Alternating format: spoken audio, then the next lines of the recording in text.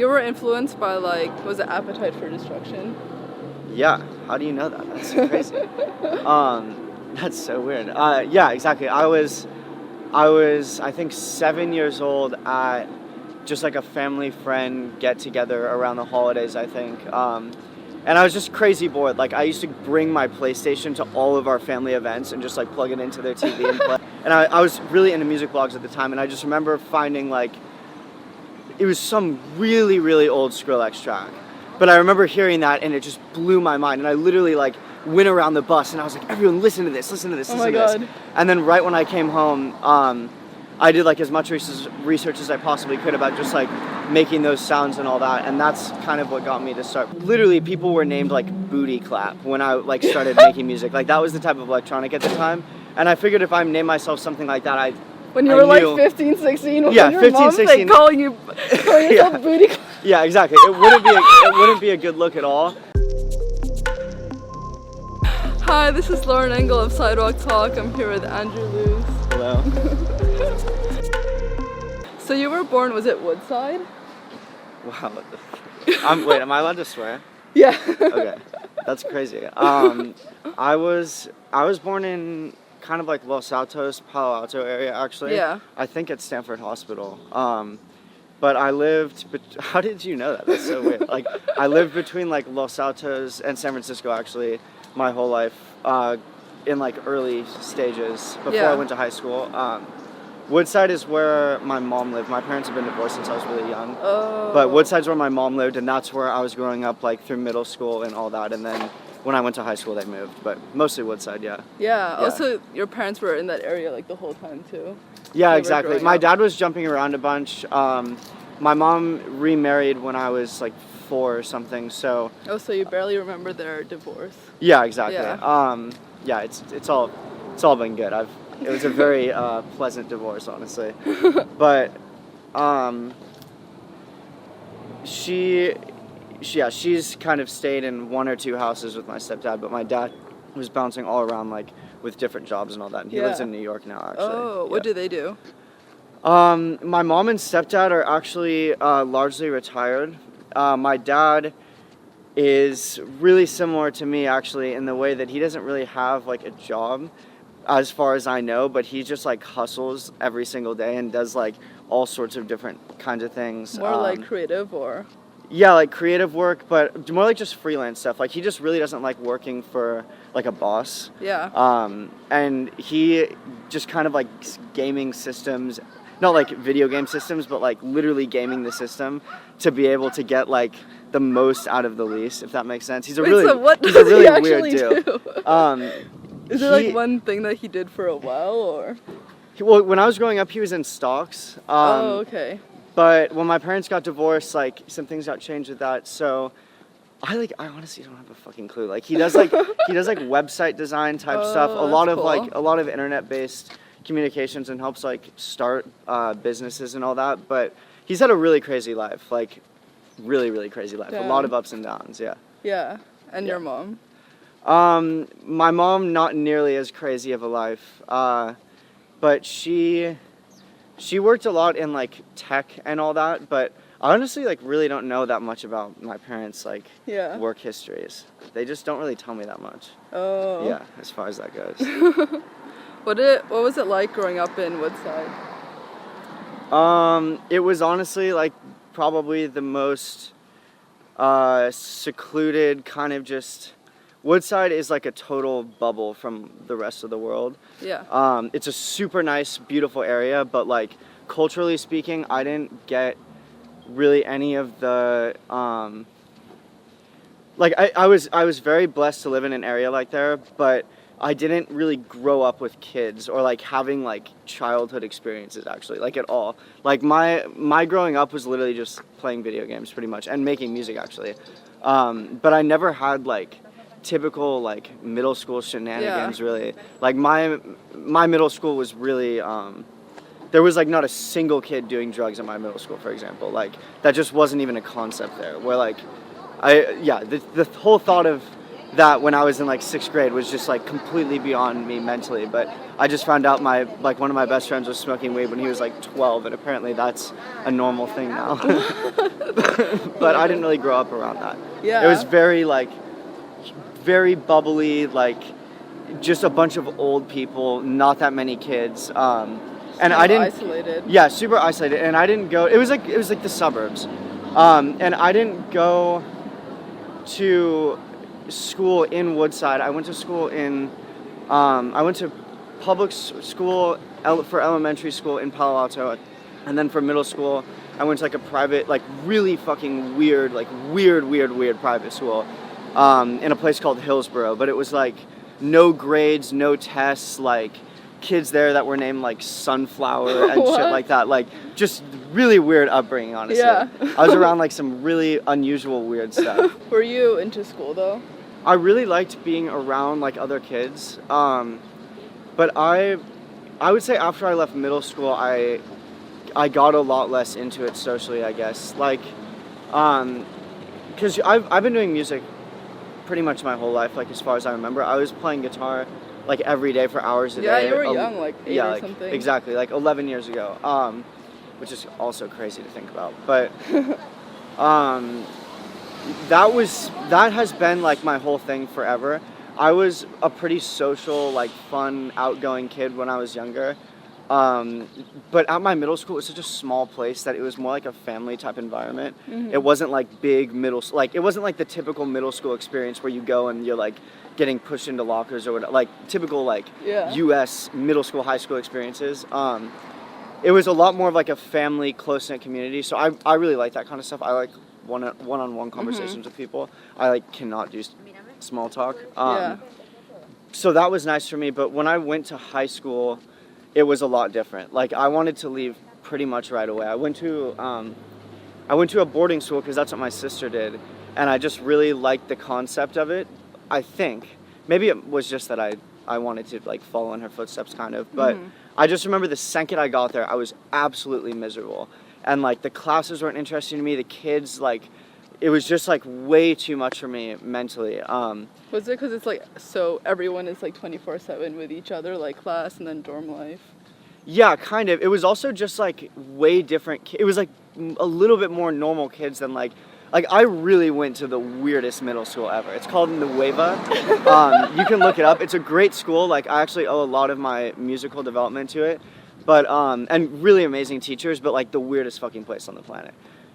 So I started getting exposed to more like normal kids, and just like socializing, being in bigger environments, having to like introduce myself to people and like explain what it is that I like and like doing, and like the icebreaker things. Like I just cannot. That just does not work with like my social presence, I guess. So I basically locked myself in a room for my entire first 2 years of high school, honestly. And I was really close friends with my roommate, actually.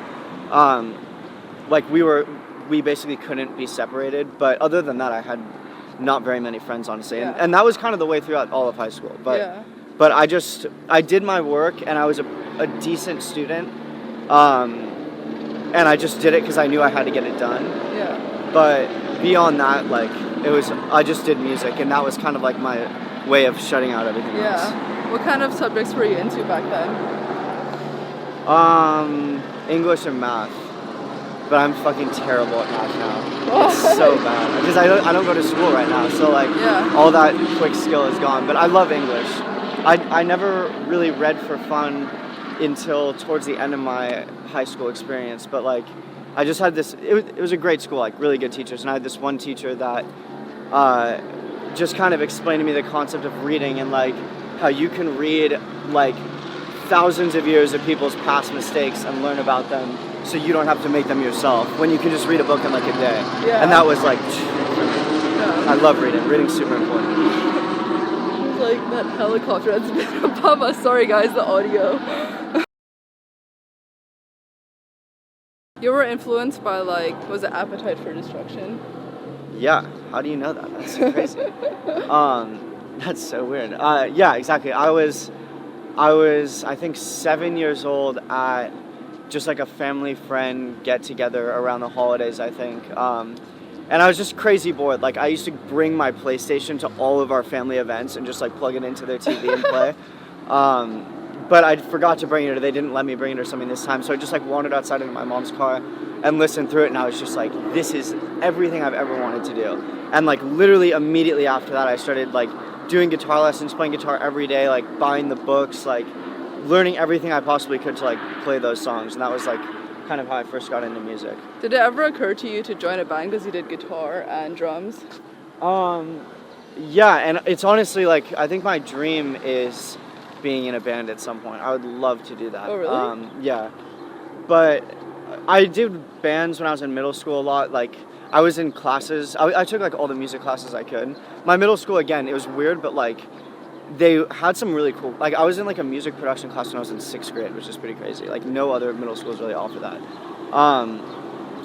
But I did band stuff. I had friends at school that played drums and bass, and we would play like during our lunch periods. And then I was also actually in concert band when I was in high school, but not really the same. Yeah. Were you into some UK music? Yeah. So that's where I had this friend named Sam that I met in middle school, and him and I used to just listen to like beat music. He actually was probably like one of the first kind of inspirations for me as far as electronically produced music goes. But we would listen to like Flying Lotus, and like Burial was the big one, and like all this kind of like old UK dub music. And I didn't really know what it was at the time. I wasn't thinking of it as like a different type of music. It just sounded different to me. And then I remember I was in 7th grade on a bus trip to Ashland in Oregon for this like theater trip we were doing in 7th grade. And I was really into music blogs at the time, and I just remember finding like, it was some really, really old Skrillex track. But I remember hearing that, and it just blew my mind. And I literally like went around the bus, and I was like, everyone listen to this, listen to this, listen to this. And then right when I came home, I did like as much research as I possibly could about just like making those sounds and all that, and that's kind of what got me to start producing. Actually, I started this summer before I went into my 8th grade. Yeah. Were you always under the same, like, your own name?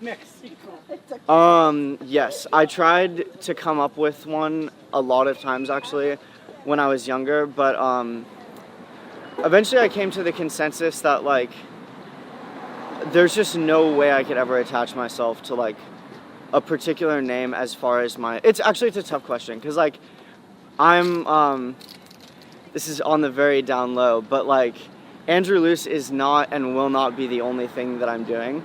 Yeah. So now that I've kind of conceptually broken out of the idea of just having like one project, it's changed a little bit, but I just really didn't want to have like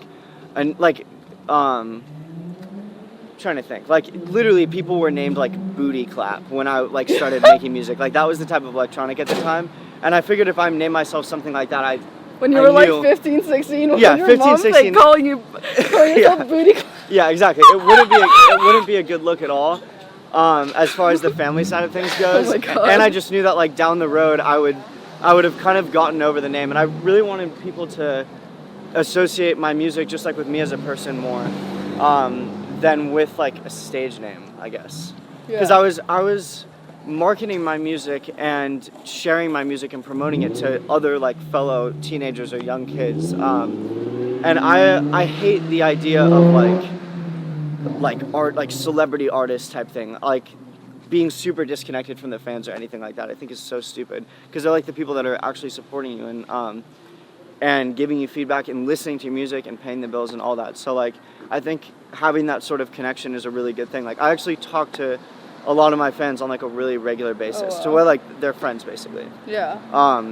And that was another thing. I just having like a brand name or something behind the music just wasn't super interesting to me. But there's a lot of benefits to doing it too, I think. Yeah. Sometimes I wish I did, but. Were you kind of known in your high school doing like music stuff? Did people like know you as a music kid then?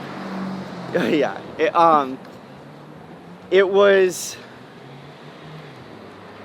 It took a little bit for people to kind of catch on to what I was doing, I think. I was also super competitive. Like, I was kind of an asshole when I was like a freshman in high school, because like I was just out to get like every other producing kid at my high school.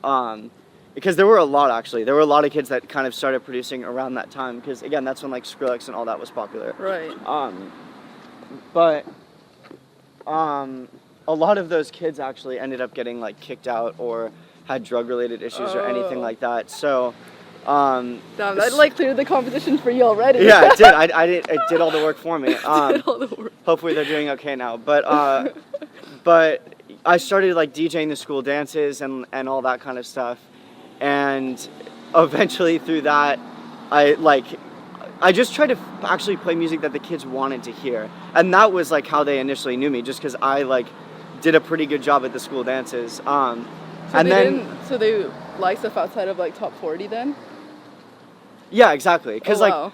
I mean, you know the type of music that is played at like a school dance. It's all Yeah. garbage, and I knew that kids wanted like super hype music at the time because that was when like YG, like Bay Area style rap, and electronic were really coming up, and that was like my whole. Because I'm from the Bay and I love that kind of music, and that was like my whole initial phase, kind of with the remixes, was making like early 2000s music and like kind of refining them to like more modern times with like electronic influence and stuff like that.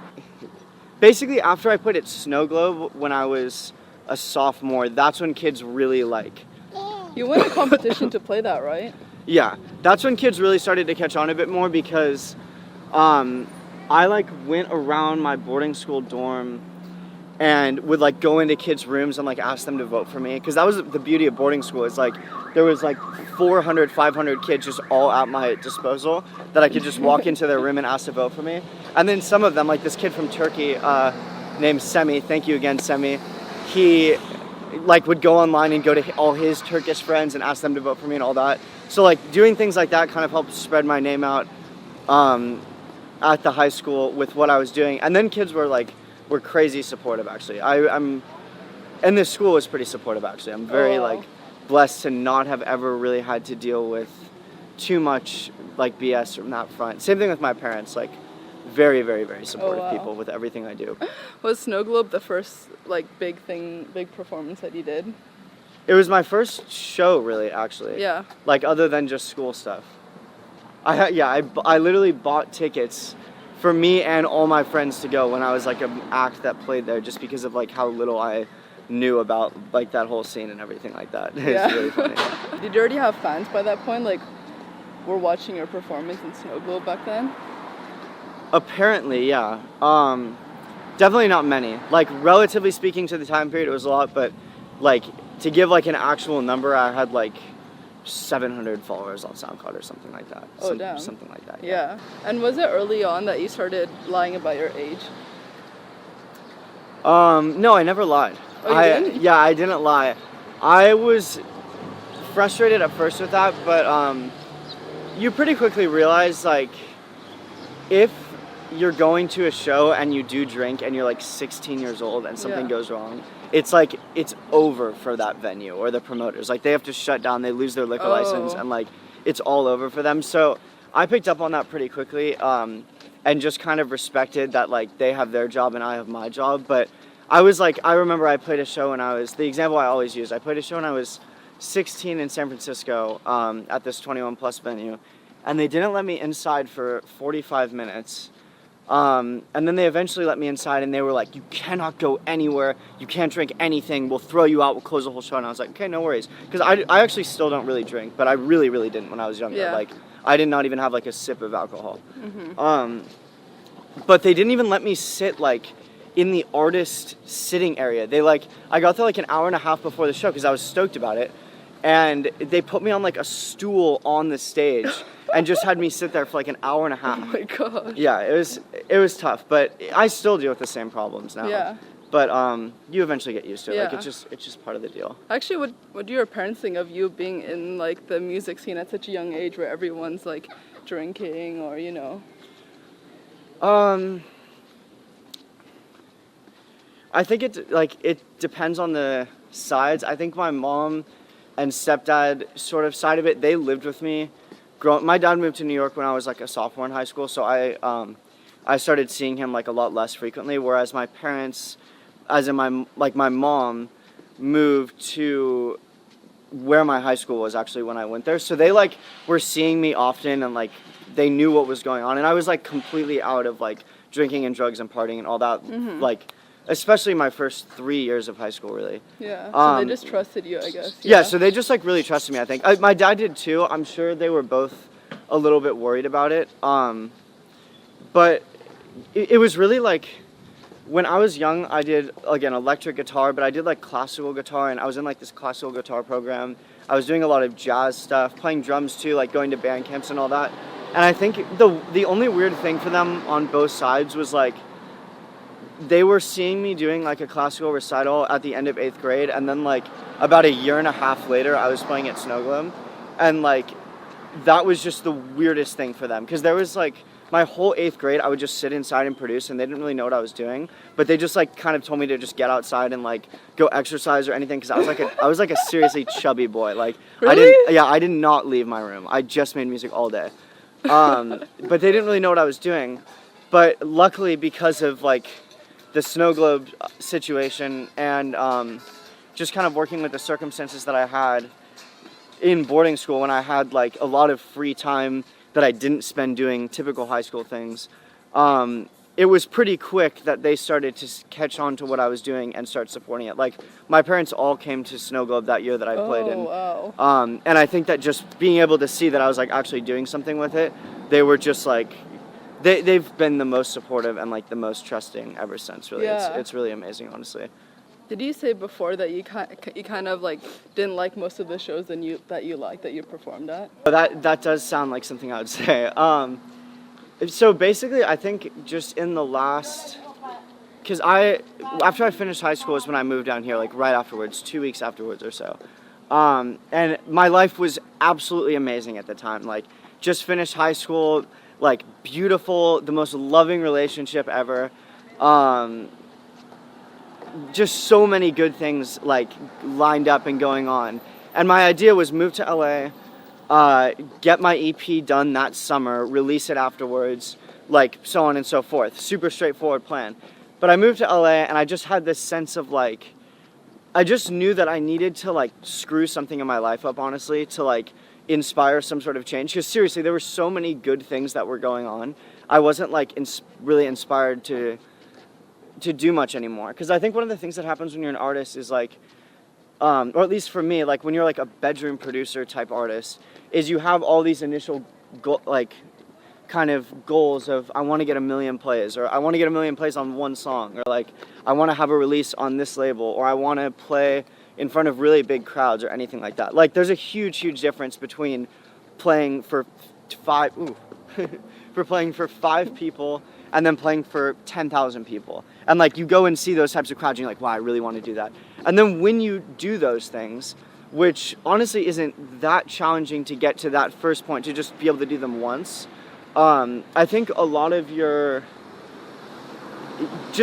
that initial drive goes away and transforms into something else, because once you knock out the superficial things, I think is when you really realize like what you're actually interested in. And what you actually want to do in music, if anything. Like, maybe you just wanted to play in front of a big crowd one time and that's it. But for me, I had kind of passed through a lot of the initial goals that I wanted to make when I was in high school, and I just didn't really know what to do anymore when I moved here.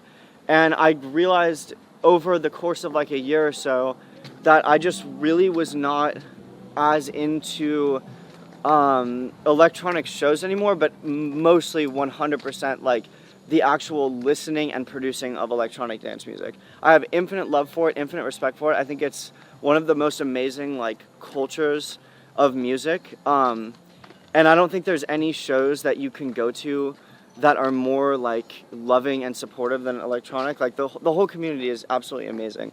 But just, I think my taste changed and like my ears definitely changed.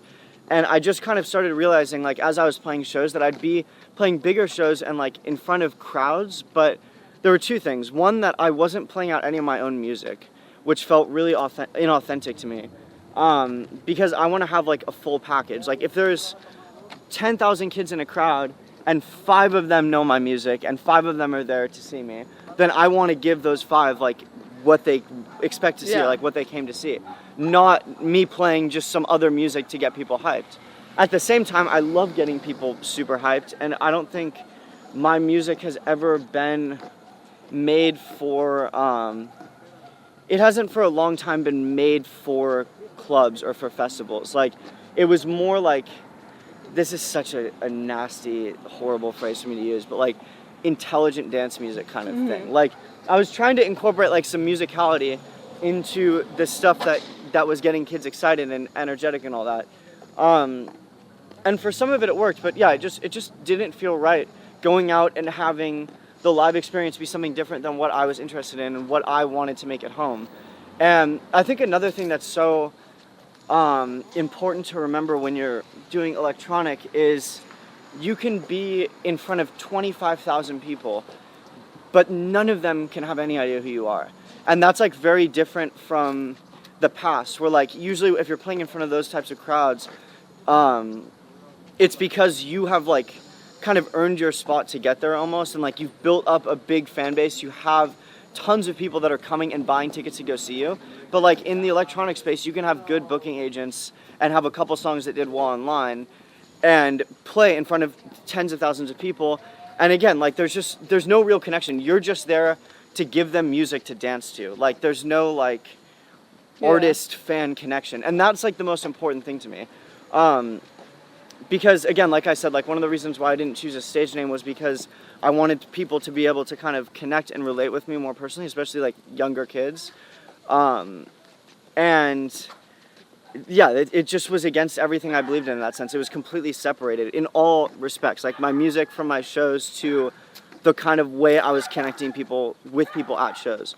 So this last year, I kind of have gone through like this huge transformative process of realizing that like everything I was doing, I liked at one point, but it wasn't really in line with my taste now and like what I'm really passionate about now. So that's this this EP that I just finished, and I'm working out all the label and like release and for is kind of the first step towards that. But there's literally like hundreds of other things, songs, like types of content that I'm going to be pushing that will actually be like in line with what I'm into now. But yeah, if I'm going to be putting music out under the name Andrew Luce, and I'm going to be like going to like, if I'm going to be with people and they're going to like open Spotify and be like, oh, let me like listen to your music, I want it to be like something I'm really proud of and I can stand behind and like explain and all that. And I noticed over time that I was putting a ton of effort into my music. I always have. I've never done like a low effort job on anything or like put something out that I wasn't happy with in some way. But I just realized that the driving factor for like each click I was doing or like each note I was playing or anything was more based around like routine than it was about what I actually thought like is good, honestly. It was an amazing breakthrough realization for me, and I think the music that I've made over the last year has been like not even remotely comparable to what I've made in the past in terms of just like quality and actual like being able to hear substance in the music, I guess. How did Daruma come about? Daruma came about really like in a really funny way, actually. I was initially reached out to by who was at the time XVII and now Vincent. Yeah, I was reached out to by him and one other producer at the time that he was friends with, and who's not making music now as far as I know, at least. But they reached out to me and they were just like, yeah, we're thinking about like making some sort of group of some sort. I was like, okay, cool. So the first night we came up with the name Daruma and like worked out documents, and they were working with a kind of pseudo manager at the time that was helping like put all this stuff into spreadsheets, just because artists are terrible at that usually.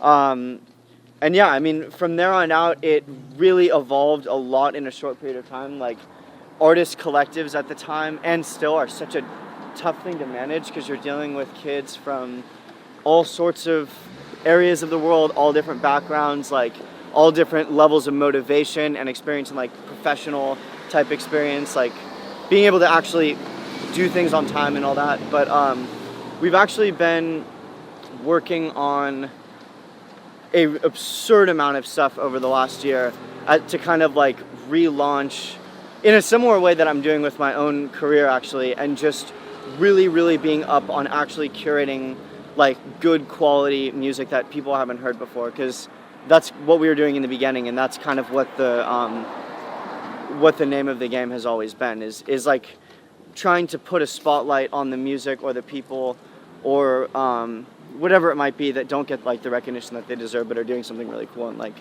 hopefully going to be like kind of the sound of the next couple months or the next year, or whatever it might be. How do you think you've grown as a person since when you started? It's like so many different ways, I think. I realized pretty quickly that I love playing shows. I love being in front of a lot of people, and I love knowing that my music is connecting with people. But I realized really quickly that I'm not really that interested in, I hate having like a spotlight on me, if that makes sense. And when I was younger, that was honestly kind of a big factor of what I was doing, I think. Like, there was the music portion of it, but then there was also me being like, wow, I can use the internet now and like actually get fans and like go play shows and stuff, and that was so cool to me. And it still is really cool to me now, but I think the entirety of what I'm trying to do at this point is make music for myself that's like authentic for myself, but also like really, really try and be like a motivating force for other kids that whether it's music or whatever they want to do, just kind of being someone there for people to talk to, for people to send their music to, for people to just kind of look at and understand that 99% of the time that if you really, really want something, it's just about like putting the effort in, honestly. And like, there's so many kids, I think, that have so many cool ideas, even like best friends of mine that are so passionate, so creative, so like motivated, and they just don't do anything.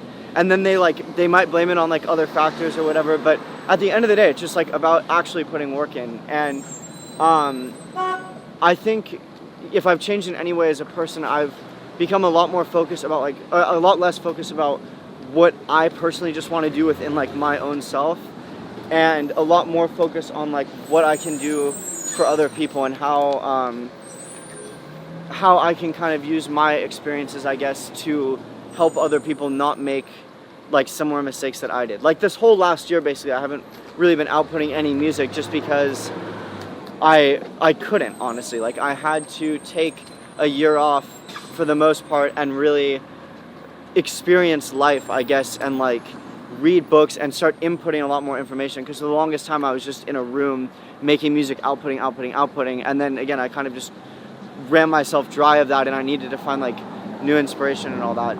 And in that process, there's just so many things that I think I was able to sort out that that I would love to pass on to like other fellow 19-year-olds, because I think 2017 is like the weirdest time ever to be a teenager or like a young person. Like, there's just so much shit going on to worry about for everyone, and it's always been that way, but there's just so many different types of problems that exist now, and being able to express yourself and being able to have ideas and see them come to life and not just think of them as like just like a distant idea or a distant dream or anything like that, but being able to actually see your ideas come to life, I think is so important for like the development of young people, to see that they're like actually capable of doing something big and important, because we all grew up like scaling our importance off of like how many likes we got like on a Facebook profile picture or something like that when we were like 13 or 14. So like now that that's all over and we all hopefully realize that that's just a bunch of like bullshit,